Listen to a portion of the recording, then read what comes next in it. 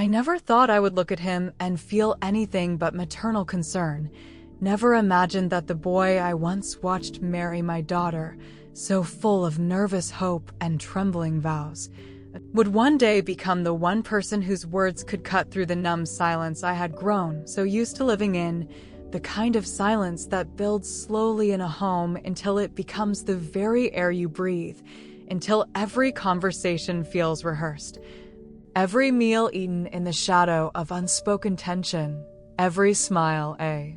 hollow mask stretched across a face you no longer recognize in the mirror. And maybe that's why I let myself talk to him that day. Maybe that's why I didn't stop myself when he lingered in the kitchen after everyone else had gone home. Maybe that's why I asked how he was really doing when I knew better than to open doors I didn't know how to close. Maybe I needed to hear something real, needed to feel like someone still saw me, still valued what I had to say, and I told myself I was only trying to help him, that he looked tired, burdened, like the weight of the marriage he was in was pressing down on him in ways I recognized all too well from my own. And so I listened. I offered him the kind of ear I wished someone would offer me, and when he spoke, really spoke, not with the polite scripts we all learn to perform for family, but with raw honesty, with frustration and guilt and longing bleeding through the cracks in his voice, I felt something I hadn't felt in years, a strange ache in the chest, not desire, not yet, but something more dangerous, something that whispered maybe this is what connection feels like, and I told myself it was just empathy, just motherly instinct, just an extension of care for my daughter's well-being. But the way his eyes searched mine when he spoke, the way he paused like he was afraid of what he might admit if he kept going, the way my stomach twisted when I realized I didn't want him to stop. It all felt wrong and right and terrifying, and still I sat there, nodding, absorbing, breathing in the pain he exhaled, and something about the intimacy of that moment lodged itself inside me, stayed with me, haunted me. And that night when I lay in bed next to a man who hadn't really asked about my day in years, who barely noticed when I sighed a little too deeply or stared a little too long out the window, I thought about him, my son-in-law. And the way his voice caught on certain memories, the way he blinked hard as if trying to push back everything he wasn't allowed to say, and I hated myself for it. Hated that I was thinking of another man while lying next to the one I had built a life with. But even that hatred felt like proof that something inside me was still alive, and maybe that scared me more than anything, because I had grown so used to being numb, to walking through my days with a kind of muted resignation, like I was watching my own life through glass, and now suddenly here I was, feeling again, remembering what it meant to be present, and the source of that feeling forbidden, impossible, entirely inappropriate. Made the guilt feel like acid in my veins, but still I couldn't stop the thoughts, couldn't stop replaying his words, couldn't stop wondering if he felt something too, and even though nothing happened that night, even though the conversation ended with a soft goodbye and a thank you and a door gently closed, I knew something had shifted inside me, something I didn't want to name, something I couldn't admit,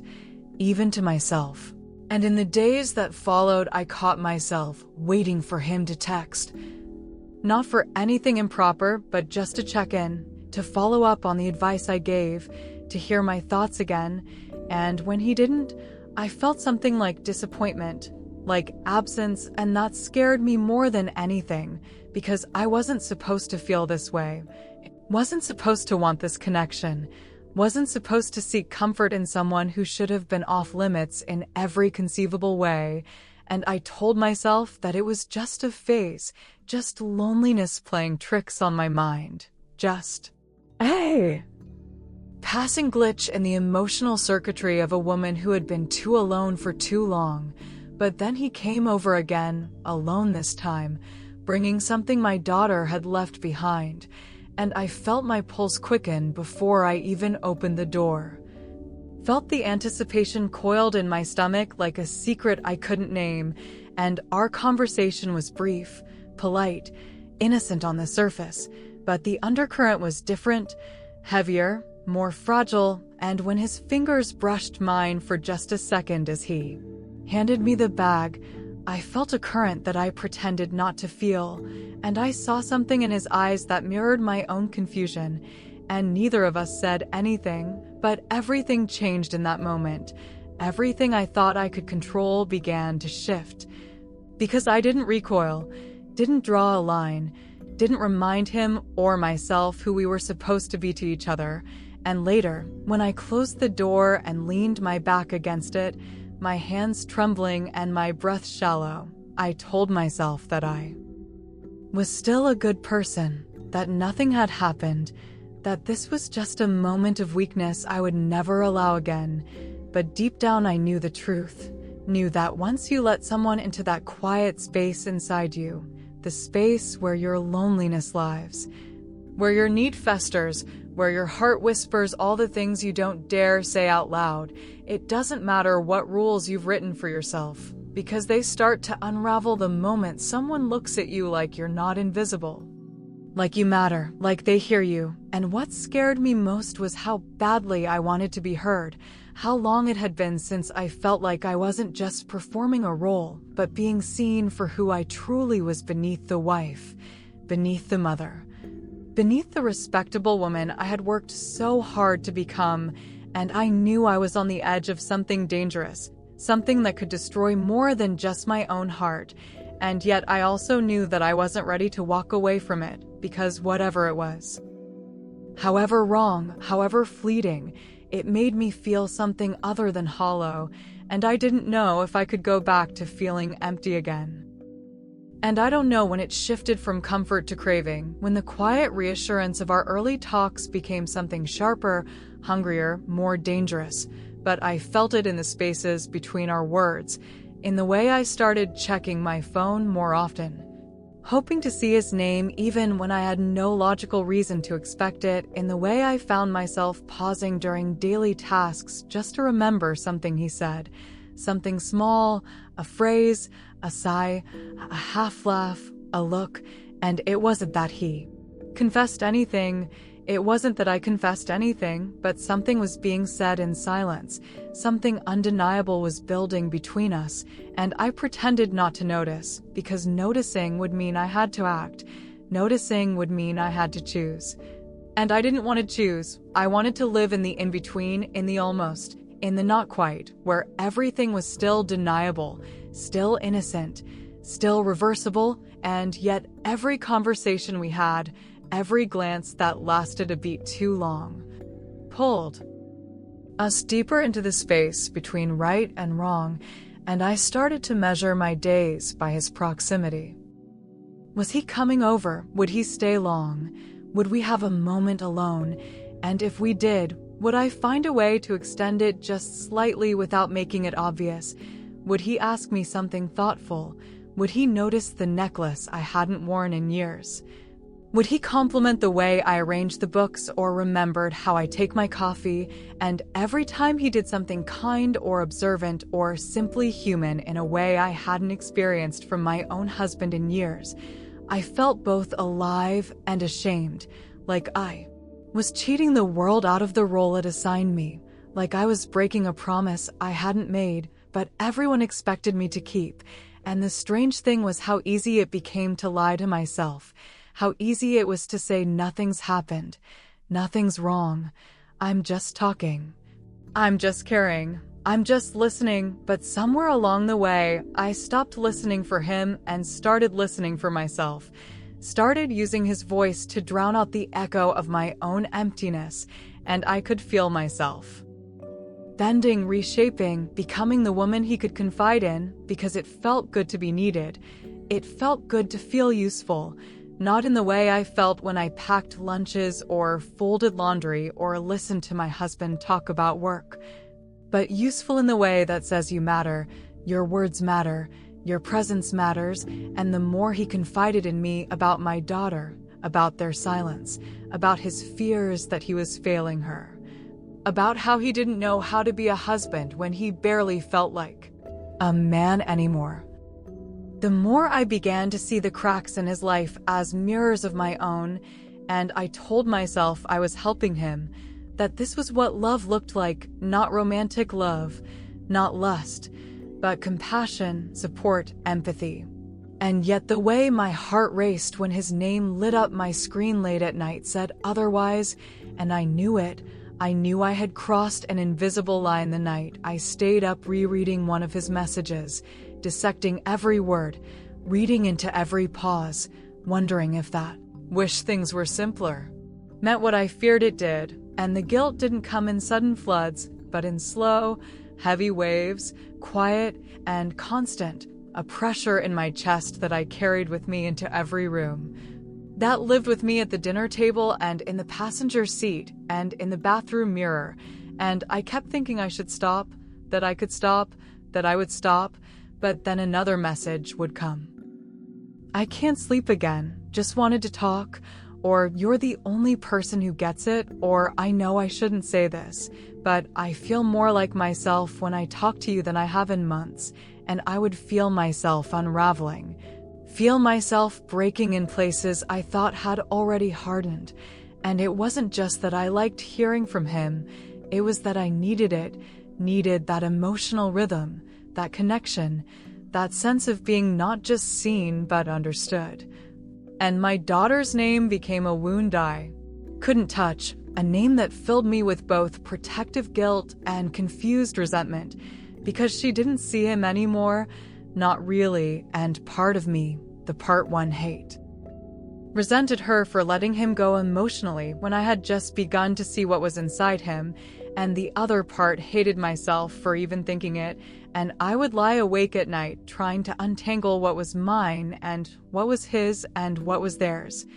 And somewhere in all that confusion, I lost the clarity that should have stopped me, and our messages became more frequent, longer, more personal, though never explicit, never sexual, not even flirtatious in the way people would define it, but more dangerous because of that, because they were intimate in a way that didn't require bodies, only hearts. And there was one night,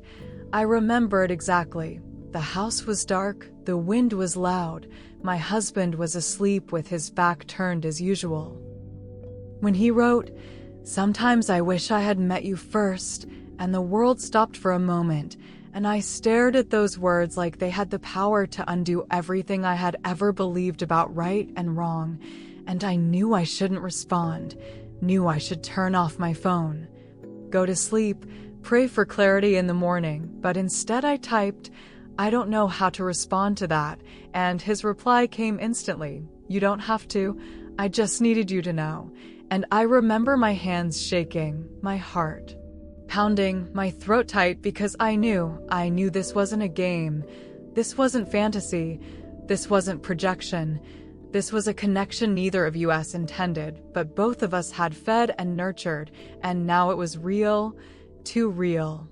And the fear that someone would find out, my husband, my daughter, anyone, became a shadow that followed me everywhere, and I started hiding my phone, deleting messages, watching the clock during conversations, calculating the risk of every word, and still I couldn't stop, because it had become my oxygen, my escape, my proof that I wasn't invisible, that I still mattered, that someone still found something in me worth holding on to, and I hated myself for it, but I also needed it, and that contradiction was killing me slowly. And I knew that even if nothing physical ever happened, even if we never touched, never spoke these things aloud, I had already betrayed the people I was supposed to love, and worse, I had betrayed myself, because I used to believe I was strong, I used to believe I was moral, that I had boundaries and integrity and the kind of dignity you only recognize when it's slipping away, and now I don't know who I am anymore. Don't know how to reconcile the woman everyone sees with the one who waits for messages in the middle of the night from someone she has no right to care about. And when I look at him now, when I see the pain in his eyes and know it mirrors mine, I wonder if maybe we're both just broken people clinging to the only kindness we've been given in too long. And I wonder if that makes it forgivable or even worse. and I wonder how long I can keep this up before something gives way, a mistake, a confession, a look that lasts too long in the wrong room, and sometimes I think I want it to happen, want it all to come crashing down just so I can stop pretending, stop carrying this unbearable double life. And then I think of the damage of my daughter's face, of the people we'd hurt, of the people we'd lose, and I retreat again into silence, into secrecy, into the place where our names are never spoken but always known, and I don't know how much longer I can live like this, divided, dishonest, afraid, and yet I also don't know how to stop. It happened in a way so quiet, so slow, so emotionally inevitable that I almost didn't notice it until it was too late, until I was already living in it, not just thinking about it, but immersed, submerged, consumed by it. And it wasn't one moment, wasn't a spark or a single night, or even a dramatic choice. It was 100 moments, 1,000 half-decisions layered one on top of the other. Each one seemingly harmless until the shape of my life no longer resembled anything I could recognize. Until I was no longer answering messages from my son-in-law, but needing them, needing the sound of his thoughts to drown out the ache of my own,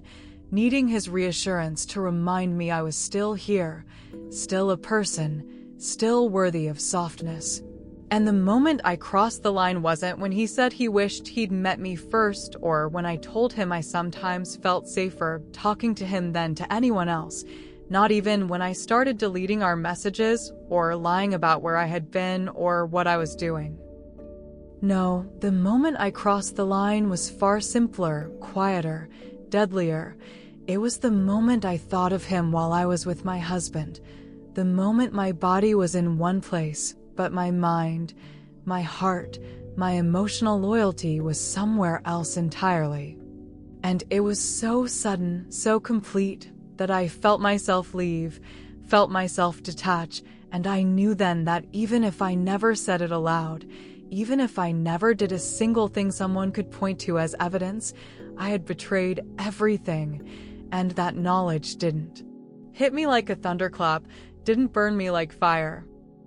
It just sat in me, cold and absolute, and from that moment on I carried it with me like a second shadow, and the weight of it made me quiet, made me afraid, made me disappear even from myself. Because how do you keep living in a house full of people who don't know you're no longer fully theirs? How do you look your daughter in the eyes and ask about her weekend knowing that the only reason her husband is smiling is because of a message you sent him that morning? How do you carry the knowledge that you are the one place he feels understood, that you are the one voice he reaches for when the world is too loud? And how do you carry that when you know you should be the last, the very last person he should turn to? And I started pulling away from everyone, not from him, never from him, but from everyone else, from my husband, who had begun to notice in small, confused ways that I wasn't quite present, from my friends, whose chatter now sounded hollow, from my own reflection, which seemed more and more like a stranger's each day. And I kept telling myself I would end it, that I would write one final message, that I would say this is over, this is wrong, this has to stop, and I meant it every time, I truly did, but then he would say something kind or thoughtful or hurting. Something that exposed how fragile he really was beneath the practiced strength, and I would unravel all over again, and maybe I started to believe that this was who I was now, not the woman who kept everything together, not the wife who smiled through the silence, but this secret version of myself that existed in hidden corners and late-night thoughts, and maybe I didn't want to let her go because she felt more real than the person everyone else saw. And I kept telling myself that I was still in control, that I hadn't gone too far, that as long as I didn't act, didn't say the one thing I longed to say, I could survive this, I could hold it all in. And then came the night I knew I had failed, the night I was sitting alone on the back patio, my hands wrapped around a cup of tea gone cold, and I received his message, simple, direct, aching. I can't do this anymore. Not halfway, not silently, and something in me shattered because I had always known this would happen, always known one of us would break first. And still I wasn't ready. Still I clung to the lie that we could keep dancing on the edge of this cliff without falling, and I didn't respond right away. I stared at those words and felt the earth tilt, and I wanted to tell him everything. How sorry I was, how much I understood, how I hated what we'd become, and yet didn't want to let go, but I didn't. I just sat there frozen, and the silence stretched and twisted, and finally he sent another message, one that said everything and nothing. I never meant for this to happen, and I could feel the weight of it pressing down on both of us, and I typed out so many replies, some angry, some apologetic, some desperate, some full of longing, but I deleted them all because the truth was that there was nothing I could say to make this better, and when I finally did answer, it was with the only words I could live with. I know, and from that moment something between us ended even though nothing ever really began, and the days that followed were hollow. Not because I missed him, although I did, but because I had built an entire emotional reality around a lie, around a fantasy, and now that it was gone I had to return to the life I had abandoned without ever leaving, and everything looked the same. The same kitchen, the same bedroom, the same husband across the table, but nothing felt the same, because I was no longer whole, no longer clean, and I could feel the guilt inside me like a second heartbeat, a rhythm I couldn't escape, and I began to see it everywhere, in the way I avoided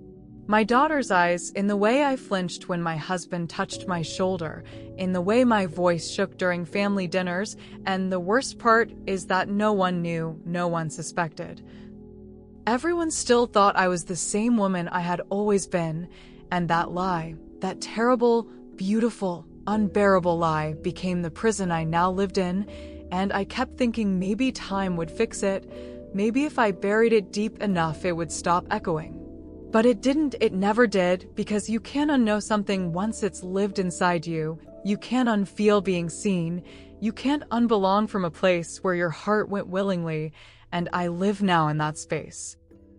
Not in regret, because regret implies a mistake you didn't see coming, but in consequence, in awareness, in the haunting knowledge that I made 1,000 small choices, and each one brought me here, and I don't know if I'll ever forgive myself. And I don't know if I want to, because maybe the punishment is living with it, waking up every day beside a man who never knew he was replaced in my imagination long before I realized it myself, watching my daughter live in a marriage built on silence, while knowing I held the other half of her husband's soul for a little while, and I can't fix it, I can't confess it,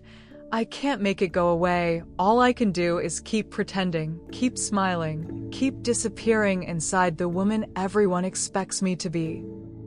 And some nights, when it's quiet, when no one's around and the air is heavy with everything I've buried, I wonder what would have happened if I had said no that first time, if I had walked away, if I had stopped the connection before it took root. And I wonder if I would still be living like this, quietly shattered, deeply ashamed, and utterly alone.